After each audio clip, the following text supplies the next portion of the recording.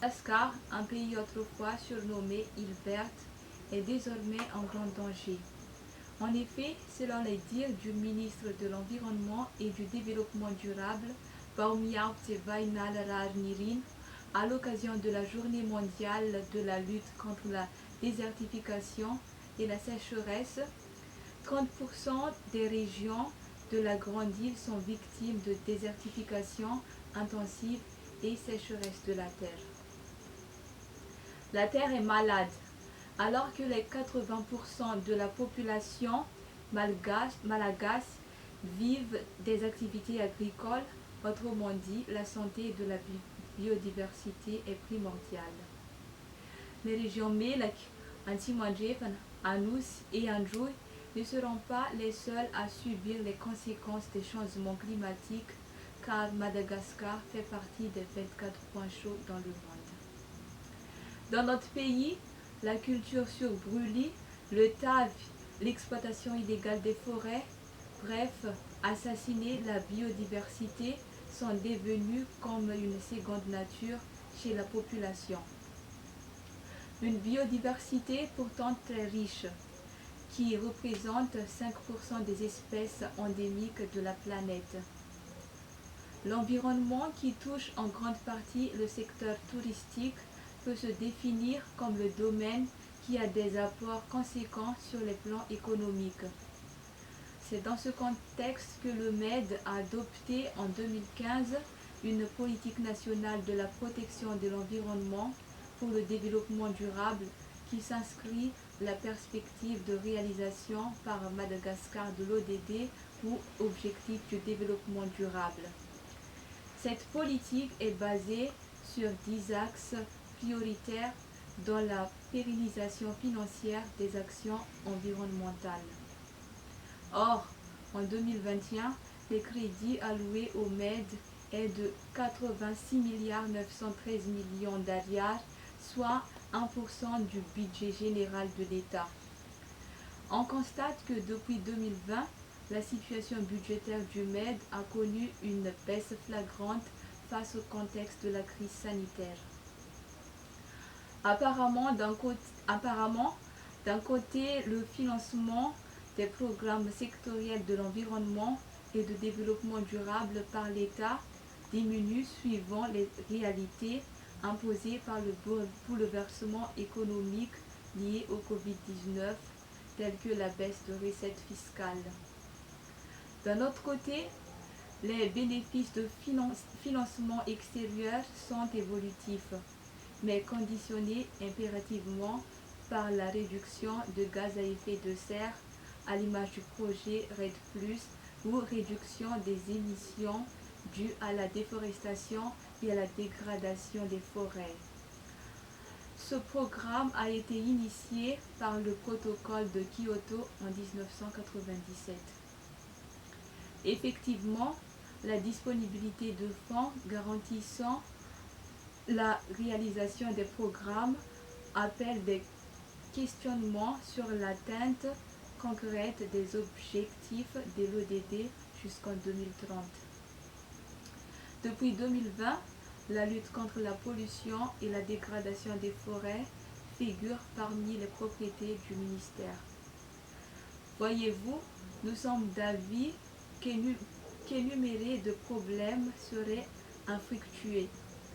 De ce fait, nous avons identifié et envisagé des solutions adéquates.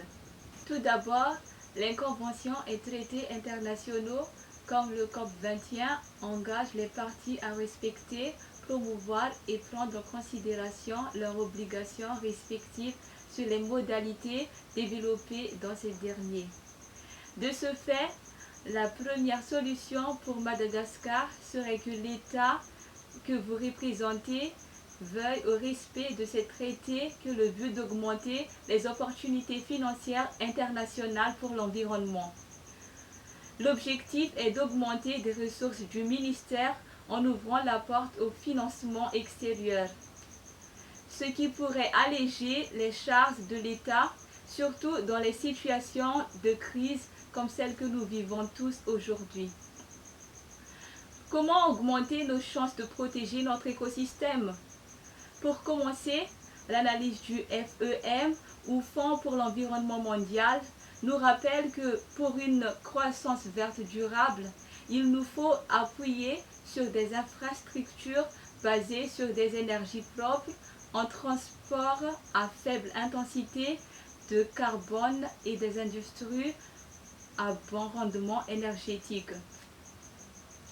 Cela nécessite une gestion convenable des ressources, que ce soit terrestres ou maritimes. En effet, ces éléments sont les principaux facteurs du développement des économies émergentes. Une émergence qui est à l'image du programme représenté par le président de la République, André Zouel, lors des élections en 2018. Ce programme évoque dans son socle numéro 2 que l'État malagasy entend accorder une attention particulière sur la transition énergétique et la gestion optimale des ressources en eau. Nous sommes évidemment conscients que les stratégies en vue de protéger l'environnement doivent se reposer sur les causes de sa dégradation et que l'environnement est une condition préalable et essentielle pour le développement durable. C'est pourquoi on doit doter le ministère de moyens suffisants et nécessaires pour lui permettre d'agir convenablement et pleinement pour l'environnement, car les fondations internationales comme le FEM sont composées des donateurs qui soutiennent les programmes innovants et émergents. Nous suggérons la mise en application de ces programmes dans la politique environnementale de l'État afin de cibler les interventions pour obtenir des résultats à la hauteur de la dégradation de l'environnement. Pour mettre en évidence ces solutions, l'État doit valoriser les actions pour l'écologie, que ce soit du côté de la population, mais surtout dans ses stratégies de développement, car l'environnement a des sérieuses potentialités économiques. L'environnement mérite d'être protégé et nous sommes convaincus que le ministère a une politique environnementale fiable.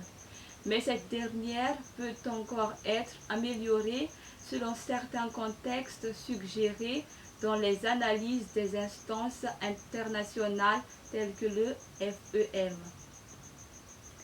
Proposant d'autres sources de revenus aux exploitants dans les milieux ruraux qui ont des difficultés à respecter la politique de protection de l'environnement. Nous suggérons également l'exercice de la politique de la redevance minière constante et transparente afin d'augmenter les ressources financières et d'affecter la majorité de ces revenus-là directement au ministère de l'Environnement et du Développement durable. Et enfin, l'État malagasy doit recycler à une plus grande échelle. Autrement dit, prioriser la stratégie de la transformation des déchets pour un environnement plus sain et pour diminuer les émissions de gaz à effet de serre. En définitive, nous appelons au respect de l'engagement des politiques dans la lutte pour la santé de l'écosystème avec des stratégies innovantes et émergentes. Le ministère de l'Environnement et du Développement durable, comme son titre l'indique, doit recevoir les ressources nécessaires afin de se doter des instruments pour la protection de la biodiversité de l'écosystème et permettre à Madagascar de connaître une émergence économie verte.